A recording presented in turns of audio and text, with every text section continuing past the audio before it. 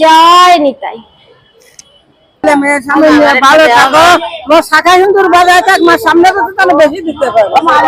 নমস্কার, কেমন আছেন সকলে? আশা রাখি ঈশ্বরের কৃপায় প্রত্যেকে সুস্থ আছেন। পর্বের শুরুতেই পরিবারের সকল সদস্যকে জানাই শুভ নববর্ষের অনেক অনেক শুভেচ্ছা, গুরুজনদের সশ্রদ্ধ প্রণাম এবং ছোটদের আন্তরিক ভালোবাসা। আজ কোনো ভিডিও নয়, আজ আপনাদেরকে শোনাবো ছাপোষা মধ্যবিত্ত ঘরের এক অতি সাধারণ মেয়ের ইচ্ছে পূরণের গল্প। গল্প না, বোধহয় শুধু গল্প নয়, আমার মতন প্রত্যেকটা মেয়ের আত্মস্বনির্ভর হয়ে ওঠার গল্প। ছোট থেকেই মধ্যবিত্ত পরিবারে বেড়ে ওঠা, আর 5টা সাধারণ মেয়ের মতোই নাচ, আবৃত্তি এবং পড়াশোনার বৃত্তের মধ্যেই অতি সাধারণ জীবনযাপন আমার।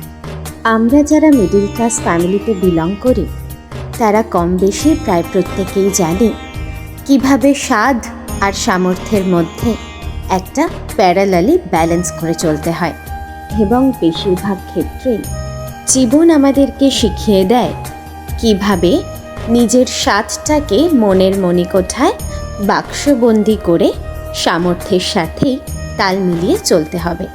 সময়ের সাথে সাথে যেদিন থেকে এই কঠিন বাস্তবকে বুঝতে শিখেছি, সেদিন থেকেই নিজের মনের মধ্যে একটা ইচ্ছের সঞ্চার ঘটেছে, আর তাকে প্রশ্রয় দিয়ে গেছি নিঃশব্দে। জানেন তো, কথায় আছে স্বপ্ন দেখতেও সাহস ও আত্মবিশ্বাস প্রয়োজন। আমার সেটা প্রথম থেকেই ছিল, কিন্তু আমার সেই স্বপ্নের মুক্তগুলোয় প্রাণের সঞ্চার ঘটিয়ে এক সুতোয় বেঁধেছেন এই মানুষটা, আর আপনাদের ভালোবাসার পরশে আমার সেই স্বপ্ন বাস্তবে রূপান্তরিত হয়েছে। তাহলে চলুন, প্রথম থেকে এতগুলো কথা বলছি যেই ঘটনাকে কেন্দ্র করে সেই মূল প্রেক্ষাপটে ফিরতে গেলে আমাদেরকে পিছিয়ে যেতে হবে বেশ খানিকটা সময়। নববর্ষের আগের দিন, অর্থাৎ কিনা চৈত্র সংক্রান্তি বা চড়ক পুজোর দিন। ঘড়ির কাঁটায় ভোর তখন 4:30। আমরা রওনা দিলাম আমাদের সারথি জগদ্দলকে সঙ্গে নিয়ে আমাদের আজকের গন্তব্য মা দক্ষিণেশ্বরীর উদ্দেশ্যে। আমাদের জীবনে আজ একটা বিশেষ দিন, তাই প্রথম থেকেই মনে মনে ঠিক করে রেখেছিলাম দিনটা শুরু করব মায়ের পায়ে অঞ্জলি দিয়ে। তাই যেমন ভাবা তেমন কাজ। জানেন তো, দিনের অন্যান্য সময়গুলির তুলনায় এই ভোরবেলাটা আমার সব থেকে প্রিয়। ভোরের আলোতে একটা এত সুন্দর স্নিগ্ধতা আছে, অপরূপ মায়া আছে, যেটা দিনের অন্যান্য সময়গুলোতে কিন্তু পাওয়া যায় না। আর ওই যে দূরে দেখছেন সামনে আর একটা বাইকে করে হেলমেট পরে আমার দাদা বৌদি যাচ্ছে। আজকে দাদা বৌদিরাও গিয়েছিল আমাদের সঙ্গে দক্ষিণেশ্বরে। 4 জনেই কিন্তু একসাথে বেরিয়ে পড়েছিলাম হই হই করে দিনটা চুটিয়ে মজা করব বলে। ভোরবেলায় এত সুন্দর একটা বাইক রাইড, আর তার সাথে মাটির ভারে 1 কাপ গরম ধোয়া ওঠা চা হবে না, তা আবার হয় নাকি? চা পান বিরতির পর গাড়িতে স্টার্ট দিয়ে আবার ছোটা শুরু। দেখতে দেখতেই নিমেষের মধ্যে পেরিয়ে এসেছি প্রায় অনেকখানি পথ। দক্ষিণেশ্বর যাওয়ার পথের এই রাস্তাটা বরাবরই আমার ভীষণ পছন্দের, আর ভোরবেলায় যেহেতু যানবাহনও বেশ খানিকটা কম থাকে, তাই চারিপাশটা আরও বেশি যেন সতেজ সবুজ মনে হচ্ছিল। বৈশাখী ওই দামাল হাওয়ায় মঞ্জরিত শাখার ছায়ায় আসলো যেন নতুন করে উদ্দামতার ঘূর্ণিঝড়ে, নতুন ভোরে নতুন আলোর রেখা। নতুন বছর নতুন রঙে স্বপ্ন মাখা মাতাল ঢঙে, রাঙা হৃদয় সজীবতায় মন হারানো কোন কবিতায়, জালুক তবে নতুন প্রাণের শিখা। দেখেছেন, আপনাদেরকে 2 লাইন কবিতা শোনাতে শোনাতেই কেমন চট করে কিন্তু আমরা পৌঁছে গেলাম দক্ষিণেশ্বর।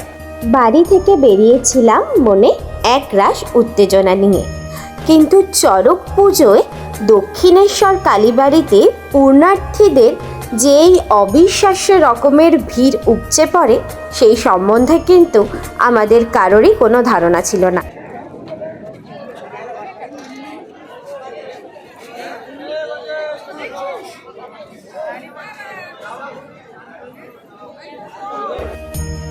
ঘড়িতে তখন ভোর 5:30।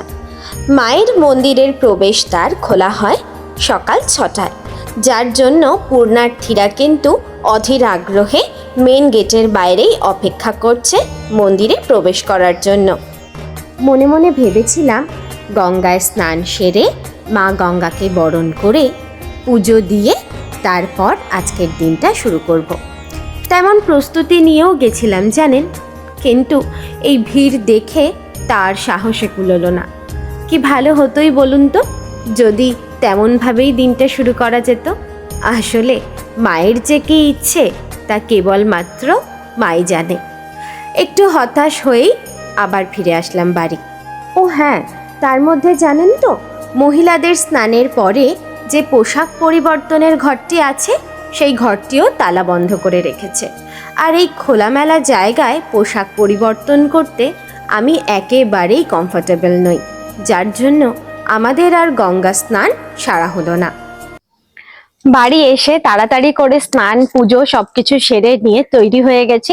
তোমরা তো দেখলেই যে প্রচন্ড ভিড় দক্ষিণেশ্বরে।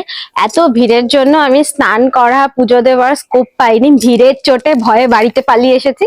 তো যাই হোক, বাড়িতে তাড়াতাড়ি করে স্নান পুজো সেরে এখন আবার বেরোচ্ছি, দেখি কোন মন্দিরে যাওয়া যায়, কোথায় গিয়ে পুজো দেওয়া যায় এবং আসল যেই কাজটা উদ্দেশ্য সেটা কিভাবে সফল করা যায়। চলো।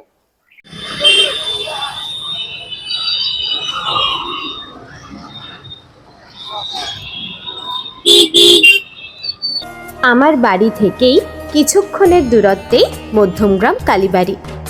আজ মনে হয় মা মনে মনে ঠিক করেই নিয়েছিলেন মায়ের এই বাড়িতেই মা আমার কাছ থেকে পুজো নেবেন।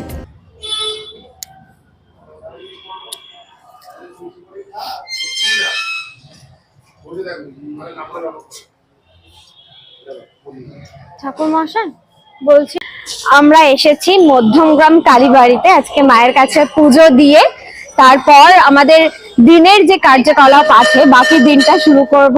তো এসে আগে কথা বলে জেনে নিলাম পুজো শুরু হবে 11:30 থেকে। এখন বেলা 11:15 মতন বাজে। তো সামনেই বেশ কয়েকটা দোকান আছে যেখানে পূজার সামগ্রী কিনতে পাওয়া যাচ্ছে। চলো আগে পুজোর ডালাটা নিয়ে আসি, নিয়ে এসে অপেক্ষা করে তারপর সবাই মিলে একসাথে আজকে মায়ের পুজো দেবো। এসে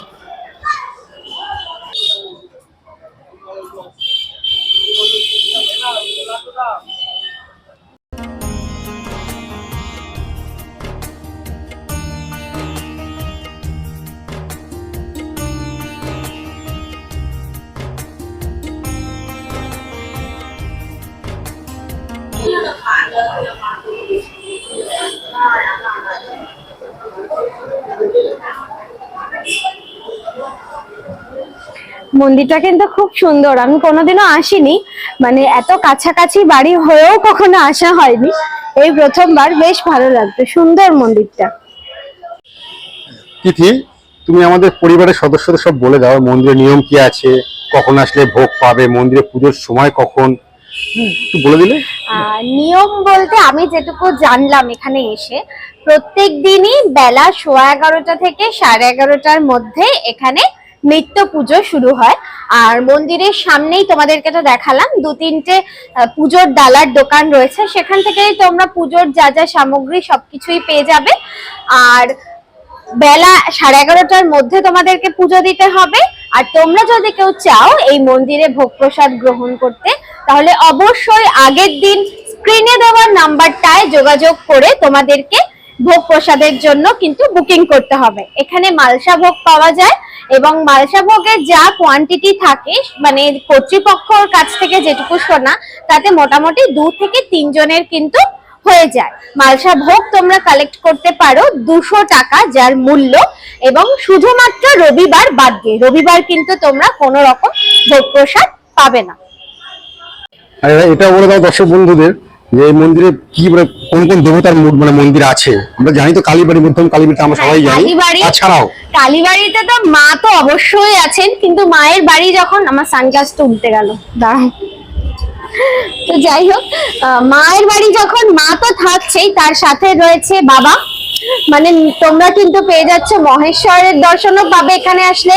এখানে আসলে তোমরা পাচ্ছ গণপতি বাপ্পার দর্শন, আর রয়েছে কিন্তু গ্রহরাজ মন্দির। সবটাই তোমাদেরকে ঘুরিয়ে দেখিয়েছি।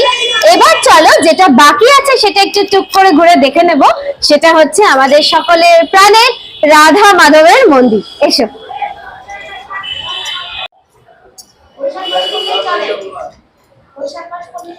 জয় নিতাই।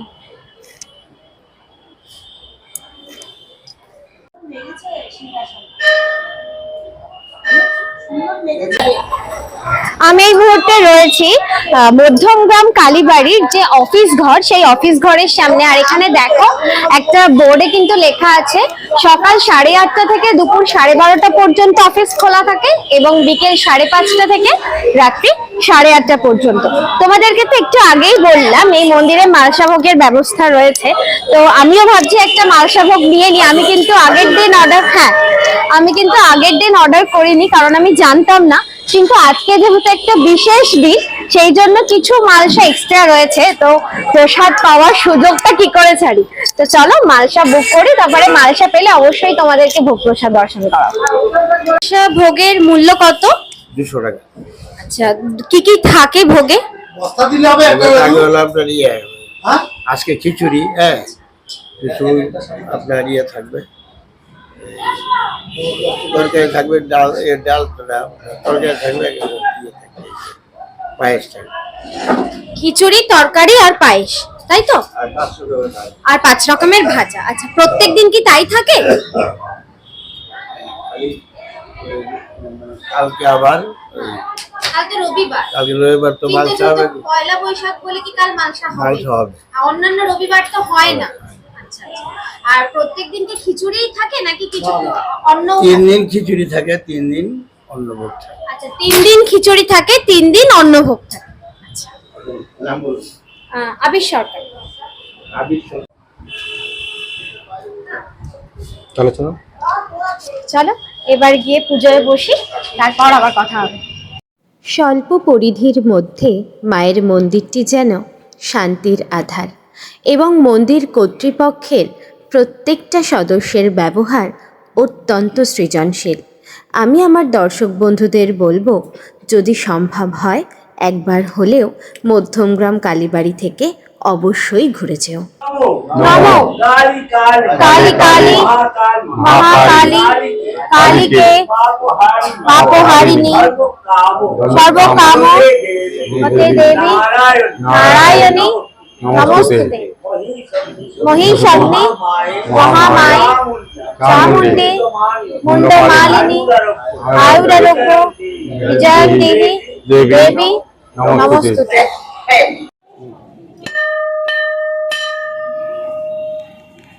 পুজো তো খুব সুন্দরভাবেই দেওয়া হলো, সবাই মিলে একসাথে নিশ্চয়ই আমরা পুষ্পাঞ্জলিও দিয়েছি। তো যেই কাজের কথা বলছিলাম সেই কাজ এখন করব, মানে ইচ্ছেই ছিল আগে মায়ের পায়ে অঞ্জলি দিয়ে তারপরে সেই কাজে নামার। তো কাজ বলতে কিছুই না, একটা ক্ষুদ্র প্রয়াস। তোমাদের জন্যই আজকের এই স্বপ্ন পূরণ বা স্বপ্ন দেখার সাহস পেয়েছি, তোমাদের জন্যই। আজকে এই দীর্ঘ 1 বছরের জার্নিতে যারা আমার এই স্বপ্নের সঙ্গী, আমি চেয়েছি এই মুহূর্তটার সাক্ষী তারা থাকুক। আমি নয়, আমার পরিবারের সবার হয়ে কয়েকজনের হাতে সামান্য কিছু তুলে দেওয়া, যাদের সত্যিই কিছু প্রয়োজন। দিতে তো অনেক ইচ্ছা করে, কিন্তু সামর্থ্য তো ততদূর নেই। নিজের সামর্থ্যে যতটুকু কুলিয়েছে, খুব ইচ্ছে ছিল নিজের উপার্জন, খুব ইচ্ছে ছিল নিজের উপার্জনের টাকায় কয়েকজন মানুষের মুখে সামান্য হাসি ফোটানোর। আগামীকাল নববর্ষে আমরা প্রত্যেকেই নতুন পোশাক পরি, কিন্তু এমন অনেকেই আছে যে যাদের সত্যি নতুন পোশাক কেনার মতন বা পরার মতন সাধ্য নেই, ওই দিনটাকে তারা বিলাসিতা মনে করে, কারণ হয়তো দুবেলা অন্ন জোটাই একটা লড়াইয়ের গল্প। তো সেই সব মানুষদের জন্য সামান্য কিছু আয়োজন, চলো সবাই একসাথে যাই। না দাঁড়াও, আগে ওখানে যারা এতক্ষণ বসে আছে, হ্যাঁ ওখানে থাকো, আমি যাদের আগে বয়স্কদের দেবো তারপর দেবো সবাইকে দেবো। এই তো হলুদ, এটা ভালো লাগবে তোমাকে, না আমার বড় ছেলেকে ঘুরে আমি আসবো, আশীর্বাদ করো আমাকে। বলছি আমার রঙিন এক্ষেত্রে সকলের কাছে করজোরে একটাই অনুরোধ, দয়া করে কেউ ভাববেন না আমি শো অফ করছি। খুবই সামান্য আয়োজন, দেখানোর মতন কিছুই নেই। আমি প্রথমেই বললাম, আমি সত্যিই মন থেকে চেয়েছি যারা আমার স্বপ্ন পূরণের সঙ্গী সেই মুহূর্তে তারা আমার সঙ্গে থাকুক, এর থেকে বেশি আর কিচ্ছু না। বসবে বসবে তো নিশ্চয়ই, ঠিক আছে। আমার মাথায় একটু হাত রাখো।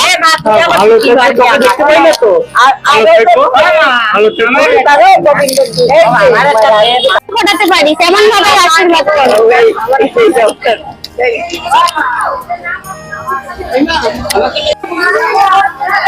সন্তান হয়েছে, ভাই সুখে শান্তি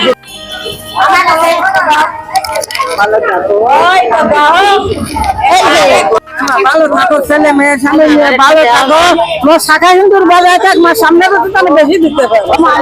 আজ এই শুভ উৎসবের শুভ সূচনা দিয়েই বছরের শেষ দিনে শুরু করলাম নতুন বছরের আরও একটি নতুন অধ্যায়। মানব জন্ম শ্রেষ্ঠ জন্ম, তাই মানুষ হয়ে যখন জন্মিয়েছি আমি চাই মানুষের প্রয়োজনে সাধ্য মতন তাদের পাশে দাঁড়াতে। আর আমার এই চলার পথে আপনাদের আশীর্বাদ একান্ত কাম্য। আপনাদের আশীর্বাদ আর ভালোবাসা না থাকলে তিথির সাতকাহন একেবারে অপরিপূর্ণ, একেবারে অসম্পূর্ণ। আর এই দেখুন, দুপুর ঠিক 1টা নাগাদ কিন্তু আমরা পেয়ে গেলাম মায়ের মালসা ভোগ। ভোগের কুপন কাটার সময় যেই স্লিপটা আপনাদেরকে দেওয়া হবে সেই স্লিপটা মন্দিরে জমা দিলেই আপনি প্রসাদ পেয়ে যাবেন। মন্দির প্রাঙ্গণে বসে প্রসাদ খাওয়ার কোনো রকম সিস্টেম নেই, তাই চলুন বাড়ি গিয়ে বলছি কি কি প্রসাদ দিল। এই হচ্ছে ওখানকার মালসা ভোগ। ওখানে খোলা সম্ভব হয়নি, তাই তোমাদের দেখাতে পারিনি। এখানে রয়েছে 5 রকম ভাজা, মিষ্টান্ন মানে পায়েস আছে, আলু পটলের তরকারি আর খিচুড়ি। ঈশ্বর সকলের মঙ্গল করুক এই প্রার্থনা করি। নতুন বছরটা শুরু হোক, সবার জন্য ভালোভাবে শুরু হয়, সবার জন্য আশা প্রত্যাশা সব মেটে, সবাই যেন সুখে শান্তিতে বাস করে, এই কামনাই করি।